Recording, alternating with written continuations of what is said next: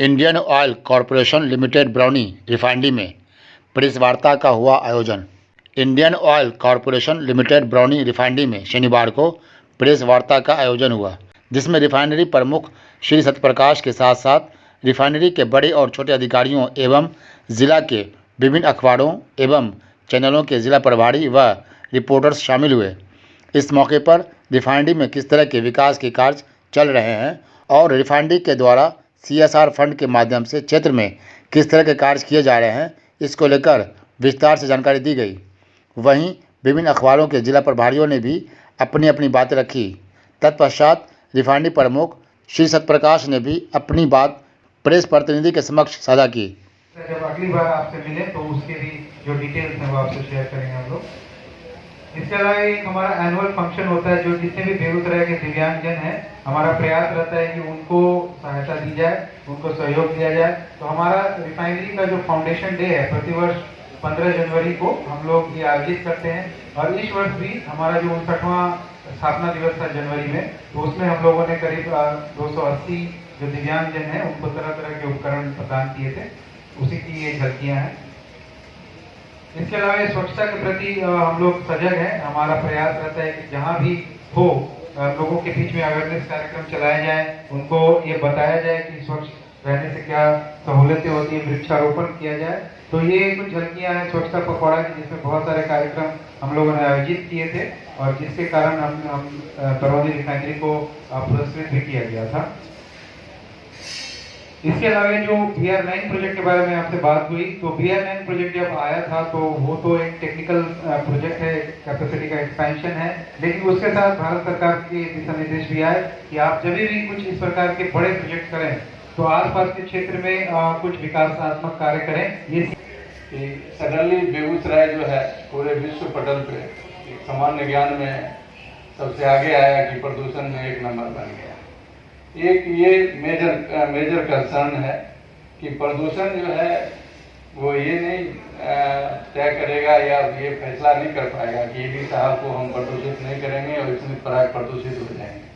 वो एक ऐसी समस्या है जिससे सभी लोग प्रभावित होते हैं। जैसे मैं अभी देख रहा था, उसमें स्लाइड में वो चल रहा था कि प्लांटेशन की आपकी योजना चलती है।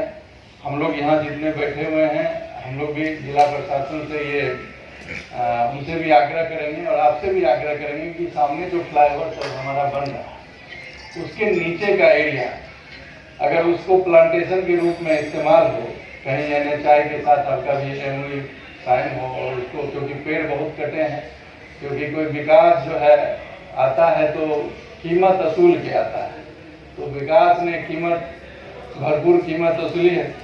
हाँ जी, बेगूसराय क्योंकि ये हरे भरे इलाके थे, पेड़ बहुत कटे हैं, तो हम लोग का काम है कि उसको कंपनसेट करें और जिस हमारा ये दायित्व है कि हम इसको आपके सामने अभी उठा रहे हैं, उसका प्लांटेशन हो या ये इसके मास्टर आप लोग हैं, इसको किस तरह से हम खासकर उद्देश्य ये है कि बेगूसराय में प्रदूषण लेवल, क्योंकि फैक्ट्रियाँ बहुत हैं, हम ये नहीं कहेंगे कि जो फैक्ट्रियों के वजह से प्रदूषण नहीं होता है, निर्माण की वजह से प्रदूषण नहीं होता है, बिल्कुल होता है और ये हमारे सेहत को असर करता है और किस रूप में करता है ये तो भविष्य के गर्त में है।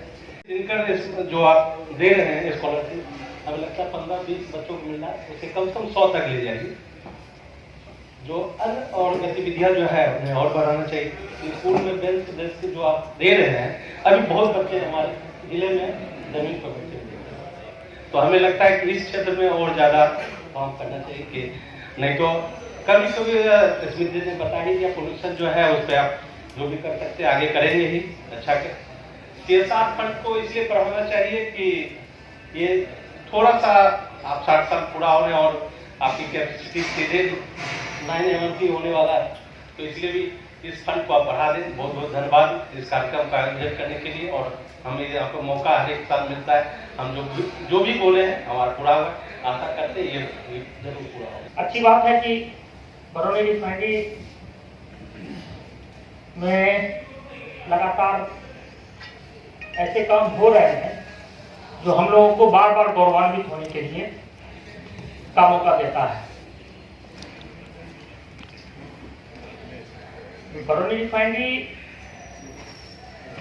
में पॉल्यूशन और इसको लेकर जो प्लांटेशन को लेकर जो काम चल रहे हैं उनके बारे में अस्मित जी ने कहा ही है। हम लोग यही अपेक्षा रखते हैं कि विकास के साथ साथ बरौनी रिफाइनरी का प्रॉफिट लेवल बढ़े तो CSR फंड भी बढ़ेगा निश्चित रूप में। और थोड़ा सा इसमें मेरा डिफरेंट है। CSR फंड का जो यूटिलाइजेशन होता है, मेरी अपनी सोच है, हो सकता है कि थोड़ा सा मैं कुछ अलग सोच लेता हूँ। मुझे लगता है कि CSR फंड का इस्तेमाल ऐसे जगहों पर होना चाहिए जिसके इफेक्टिवनेस का मतलब ब्रॉड लेवल पर उसका ये हो। मतलब अब जैसे कोई स्कूल का काम कर रहे हैं तो ठीक है, वो एक लोकल एरिया में हो जाता है, ये होता है। ये तो हम लोगों के लिए गौरव है ही। हम लोग हमेशा गौरवान्वित रहते हैं और जहाँ भी रहते हैं मन में ये जिज्ञासा रहती है कि बरौनी रिफाइनरी हमारे साथ है। हम उस एरिया में हैं जहाँ बरौनी रिफाइनरी जैसी औद्योगिक प्रतिष्ठान हमारे सामने है। लेकिन कुछ बातें हमारे सामने ये भी हैं जो बरौनी रिफाइनरी को, चाहे वो CSR फंड हो या जो भी अन्य सामाजिक संस्थानों में जो विकास का काम हो रहा है या चल रहा है, तो उसमें मेरा एक दो सुझाव होगा। बेगूसराय जिले में एकमात्र महिला कॉलेज है।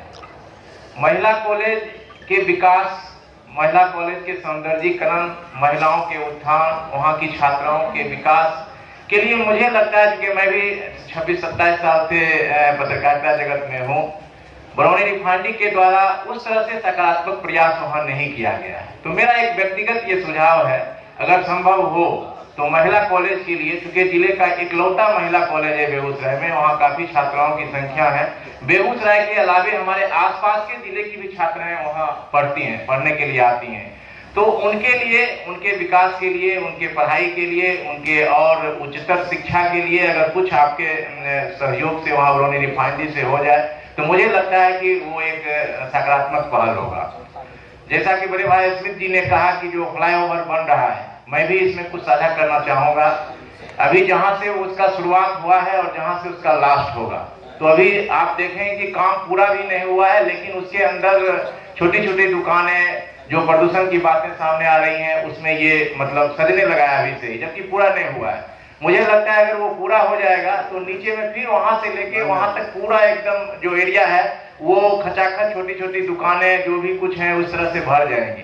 तो मेरा एक सुझाव होगा, अगर जहां से शुरुआत है और जहां से लास्ट हो, अगर उसको पर्यावरण के रूप में ही अगर मान लीजिए उसको ये प्लांटेशन कर दिया जाए, या अन्य आपके पास अगर कोई योजनाएं उस तरह की हो, जिससे कि चूंकि हमारा दोनों एरिया जो है, एक प्रवेश द्वार है, फिर उधर से भी प्रवेश द्वार है, ताकि इधर से भी जो लोग प्रवेश करें बेगूसराय जिले में या शहर में आवे तो उनको लगे कि हम बेगूसराय शहर में हैं, बरौनी रिफाइनरी सामने से गुजर रहे हैं। तो बेगूसराय शहर के ही एक सदस्य हैं। So we are all extended family, और इसी परिवार के सदस्य के रूप में मैं आप सब लोगों को पुनः इस हॉल में स्वागत करता हूँ। कई सारी बातें हम लोगों ने की है।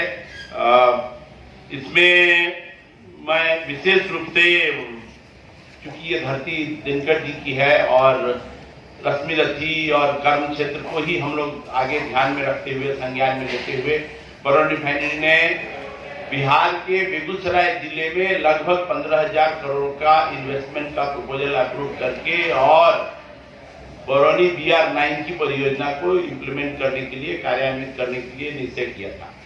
और हम लोग काफी तेजी से उस पर आगे बढ़ रहे हैं। आप सब लोगों का पूरा आशीर्वाद प्राप्त है। इसमें मैं अपने सभी साथियों को, इस हॉल में सभी लोगों को, इसके लिए बेगूसराय की जनता के लिए और के आशीर्वाद के लिए, आपके आशीर्वाद के लिए कम से कम ताली बजाने के लिए तो कही। मैं पिछली बार भी देखा था, हमारे मित्र हैं मिस्टर भावेश जी हैं, कुमार भावेश जी, मेरे को लगता है कि उनसे काफी कुछ इंस्पायर होने की जरूरत है। पिछली बार भी मैं जब उठे थे कुर्सी से तो मेरे मन में कुछ मैं विचलित हो रहा था, सत्य बताता हूँ। लगा कि लेकिन वो जिस तरह से मंच पर आते हैं और आके जिस तरह से में कार्यरत हैं या बरौनी रिफाइनरी से जुड़े हैं, उनके कार्य कौशल की जो का जो कद्र है, की जो जरूरत है आज न केवल बिहार में है बल्कि पूरे इंडियन ऑयल मैनेजमेंट ने जो बरौनी में BR9 का जो विस्तार का जो कार्यक्रम रखा है या जो परियोजना बनाई है वो वाकई माकूल है। इसमें कहीं किसी को कोई संशय नहीं होना चाहिए।